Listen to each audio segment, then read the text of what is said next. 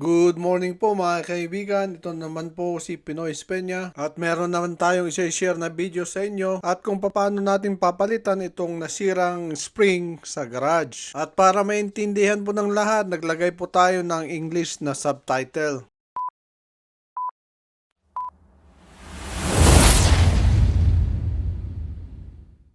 Bago po ang lahat, maglagay po tayo ng proteksyon para sa ating mata. Saka naman po natin alisin yung tension nitong spring. At habang inaalis po natin at linuluwagan po natin yung tensyon ng spring, ako muna ay magpapasalamat sa mga nanonood ng ating video. At gusto ko sanang humingi sa inyo ng pabor na huwag pong makalimutang mag-likes, huwag din kalimutang i-share, at siyempre mag-subscribe. At yung hindi pa po nakapag-subscribe, subscribe na po. At habang niluluwagan naman yung dalawang tornilyo, atin naman pong inahawakan yung ating rod adjuster.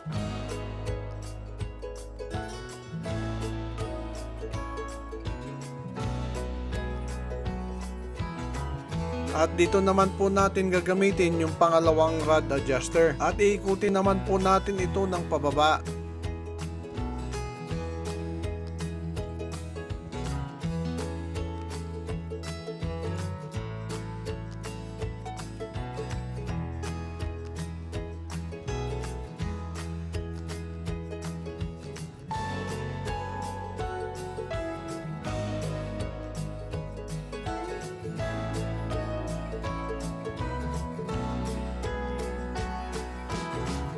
Hanggang sa mawala na po yung kanyang tension na pwede nyo na pong hawakan ng ganito.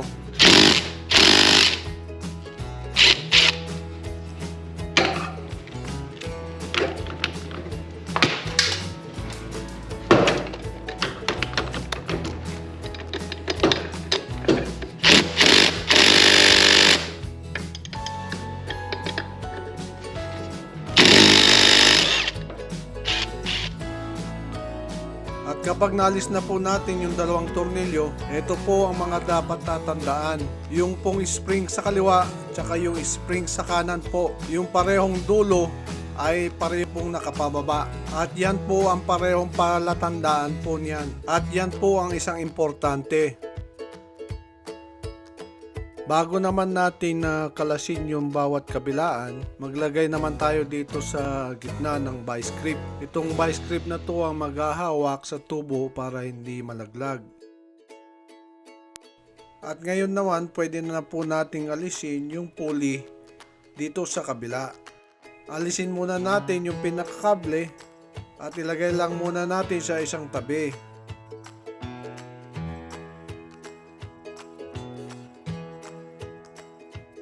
Saka naman natin luwagan yung dalawang tornilyo na kulay pula.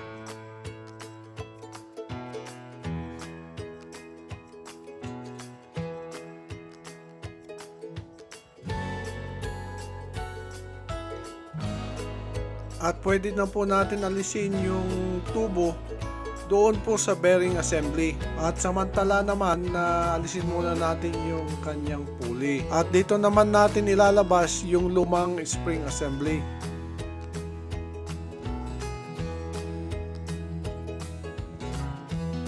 At bago tayo magtungo sa kabila, ipasok muna natin yung bagong spring assembly. At kung matatandaan nyo nga kanina na yung ating spring assembly, yung kanyang dulo ay nakapababa. Na alam natin na itong spring assembly ito ay para sa kanan. At wag naman natin kalimutan na ilagay yung ating pulley. Saka naman natin ibalik yung tubo doon sa bearing assembly. At syempre ganoon din ang ginawa natin doon sa kabila.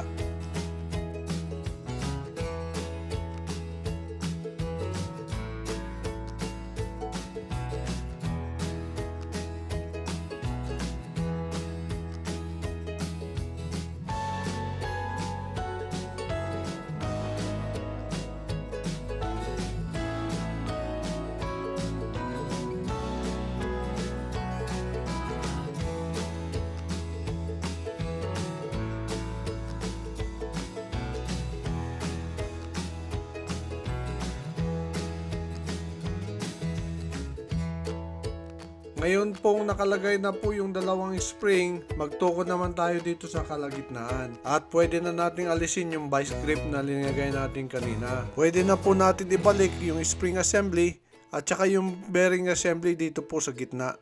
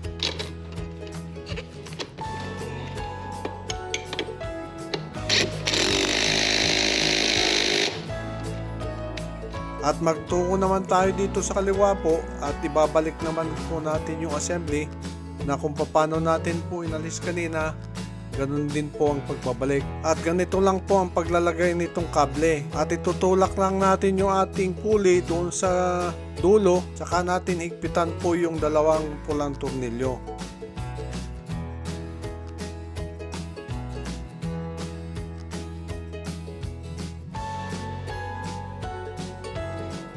At ganun din po ang ginawa natin dito sa kabila.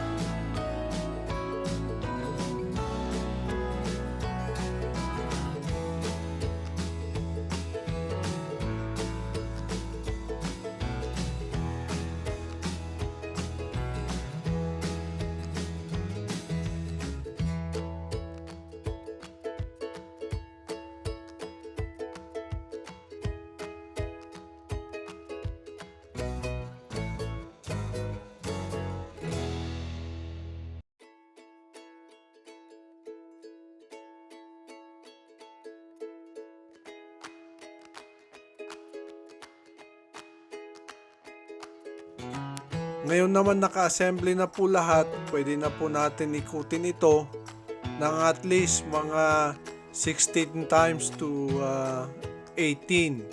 Pero gagawin lang natin 16 muna.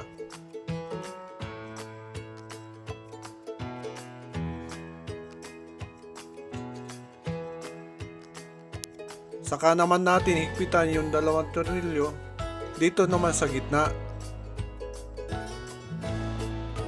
At ganun din po ang ginawa natin dito sa kabila. Inikot din natin ito ng 16 times at doon muna tayo nagbase. At dito naman po natin malalaman kung tama na po yung adjustment natin. Buksan po natin ng manual yung ating garage door hanggang doon sa kalahati po ng ating garahe. At i-adjust po natin yung camera para makikita nyo po yung aking po tinutukoy. Kapag binuksan nyo po ng manual ito na nakaganyan po at binitawan po siya at kusa pong hindi po bumaba ay tama na po yung adjustment. O kaya ibalik nyo naman siya ng isang ikot o kaya dalawa pa para hindi naman po mahirapan yung ating spring.